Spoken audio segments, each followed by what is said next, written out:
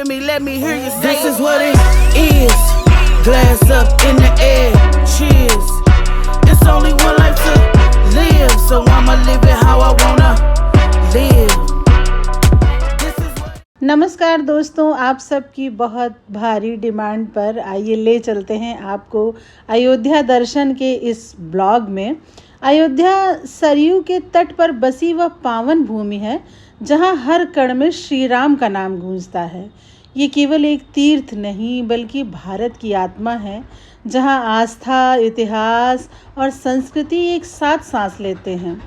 आज का यह ब्लॉग सिर्फ आँखों से मत देखिएगा बल्कि अपनी मन और आत्मा की आँखों से अनुभव करिएगा।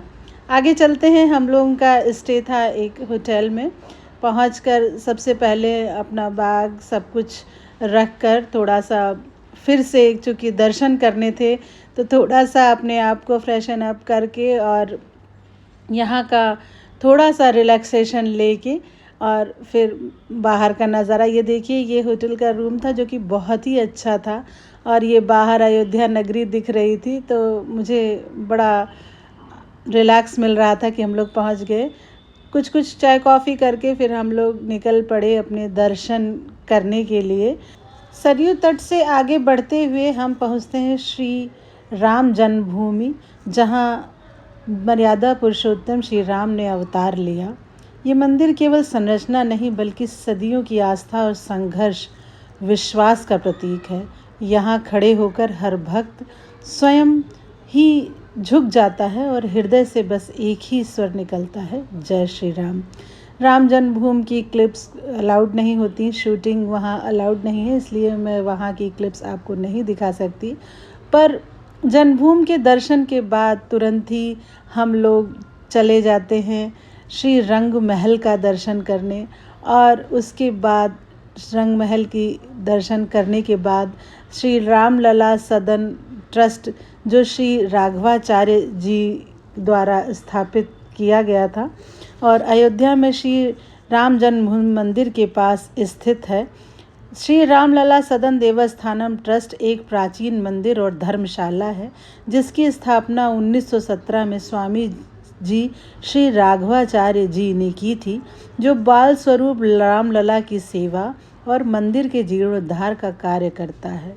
इनकी अपनी गौशालाएं भी हैं और गौ की सेवा भी इनका प्रमुख सेवा काम में आता है। मंदिर बहुत सुंदर था, साउथ स्टाइल में था। इसके बाद हम लोग अपने प्रिय कनक भवन के दर्शन के लिए पहुंच गए, लेकिन चूँकि ठंडी बहुत थी और थोड़ी थकान भी होने लगी थी तो मैंने सोचा पहले एक कुल्हड़ वाली चाय पी लेते हैं, फिर उसके बाद थोड़े और एनर्जी लेकर और अच्छे से दर्शन करते हैं।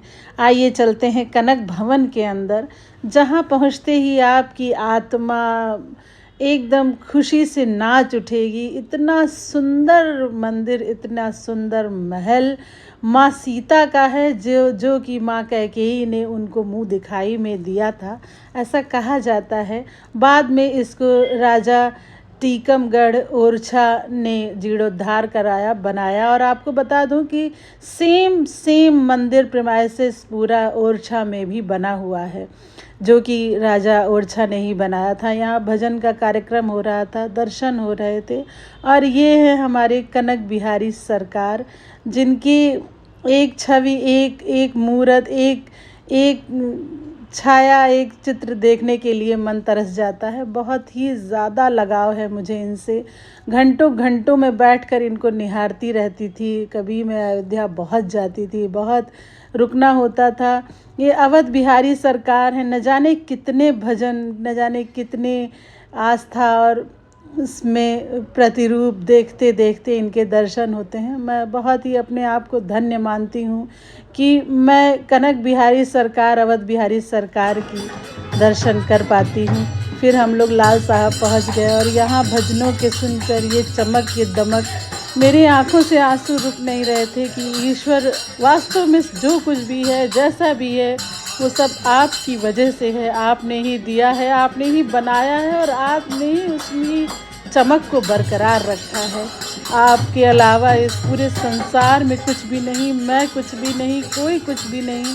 ये ईश्वर ही है जो हमारे अंदर प्रेरणा और इतने भाव, इतनी चीज़ों को लेकर आता है।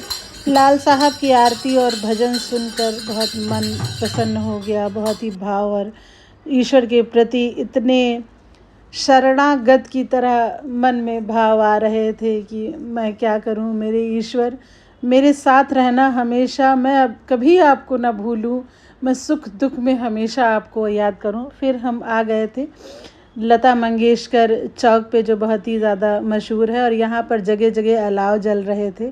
साधु संत सब बैठकर और पर्यटक भी सारे आनंद ले रहे थे, और अलाव जलने के साथ ही कुल्हड़ की चाय और सब चीज़ों का आनंद ले रहे थे। तो मैंने भी थोड़ा यहाँ बैठकर इन सब चीज़ों का आनंद लिया। बहुत अच्छा लगा, बहुत मज़ा आया, इतना आनंद आया। और भगवान जिसको जैसे रखे उसमें खुश रहना चाहिए, अपने आप को हमेशा ईश्वर की प्रति समर्पण भाव से रखना चाहिए। जो जहाँ जैसा है वो हमारे के अच्छे के लिए ही है। और आप आगे भी कभी भी अपने जीवन का एनालिसिस करेंगे तो आपको लगेगा कि ईश्वर जो करता है वो बहुत अच्छा करता है। यहाँ पर सब लोग बैठ के अलाव का आनंद ले रहे थे। फिर हम लोग रामपथ से होते हुए चीज़ों को देखते हुए अपने होटल में पहुँच गए। धन्यवाद।